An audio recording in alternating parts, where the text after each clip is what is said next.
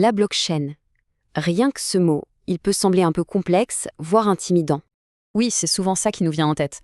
Mais en réalité, tous ces mots ne racontent qu'une toute petite partie de l'histoire. Alors, la bonne nouvelle, c'est qu'il n'y a besoin d'aucune connaissance technique pour suivre. L'objectif ici est très simple, on va mettre de côté le jargon, les promesses un peu excessives qu'on entend parfois, pour se concentrer sur une seule chose, l'idée fondamentale expliquée le plus simplement possible. Bon, allons-y. Pour vraiment bien comprendre le concept de la blockchain, il faut commencer par le commencement. Et le commencement, c'est de se poser une question toute simple. Pourquoi est-ce que ça existe? C'est la question essentielle. Parce que toute l'idée derrière la blockchain, en fait, c'est une réponse à un problème qui, lui, est très ancien. Et ce problème, eh bien, c'est celui de la confiance. Pour comprendre, regardons juste un instant comment on fait, d'habitude, pour gérer nos informations importantes. Imaginez quelque chose de très simple, un grand cahier, un registre si vous voulez, un livre de compte où l'on note les informations essentielles. Qui possède quoi? Qui a envoyé quoi à qui? C'est un outil qu'on utilise depuis des centaines d'années finalement. Alors, traditionnellement, qui est-ce qui garde ce fameux cahier? Eh bien, c'est ce qu'on appelle un tiers de confiance, une autorité centrale.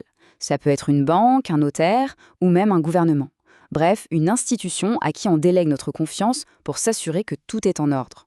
Le souci, c'est que ce modèle, où tout repose sur un seul acteur, a ses faiblesses. Cette autorité centrale, elle peut faire des erreurs. Elle peut se faire attaquer.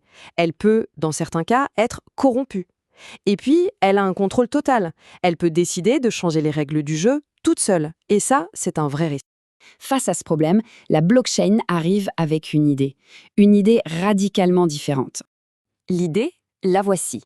Et si, au lieu de confier notre grand cahier à une seule entité, on en donnait une copie identique à tous les participants? C'est ça le cœur de la blockchain.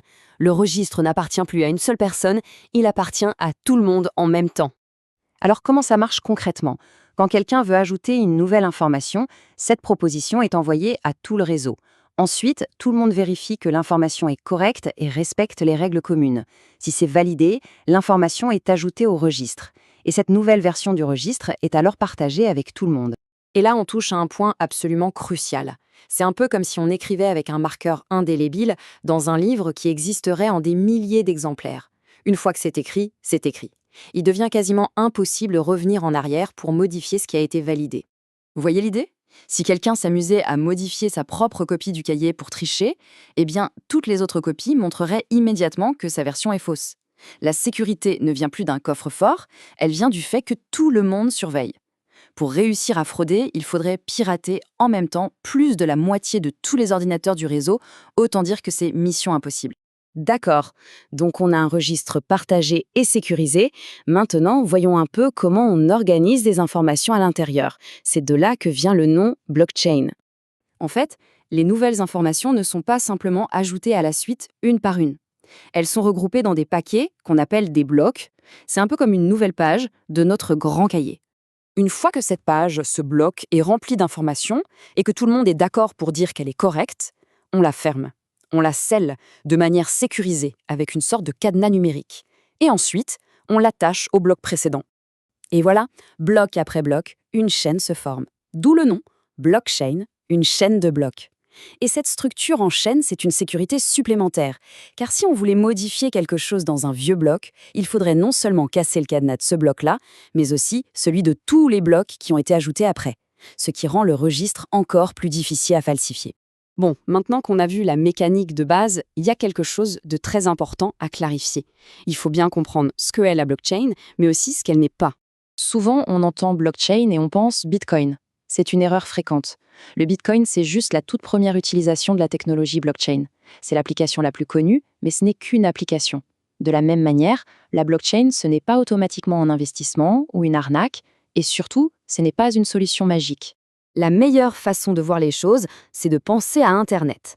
Internet, en soi, c'est un outil, c'est une technologie. Avec cet outil, on a créé des choses extraordinaires et aussi des choses beaucoup moins bien. Eh bien, la blockchain, c'est pareil, c'est un outil. Son impact final, qu'il soit bon ou mauvais, ne dépend pas de la technologie elle-même. Ça dépendra de ce que nous, collectivement, nous décidons d'en faire. Et c'est là qu'on arrive vraiment au fond des choses. Au-delà de la technique, la vraie question que la blockchain nous pose, c'est celle-ci.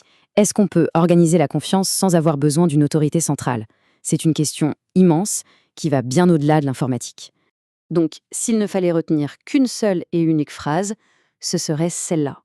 La blockchain, c'est un grand registre partagé entre tous, qui est sécurisé et qu'il est très très difficile de falsifier. C'est ça l'idée centrale. Évidemment, cette idée simple ouvre la porte à plein d'autres questions. Par exemple, si la confiance est gérée par tout le monde, comment est-ce que ça fonctionne en pratique? Comment un réseau sans chef arrive-t-il à se mettre d'accord? Et pourquoi entend-on que certaines blockchains consomment énormément d'énergie? Ces questions sont fondamentales, mais ce sera pour une prochaine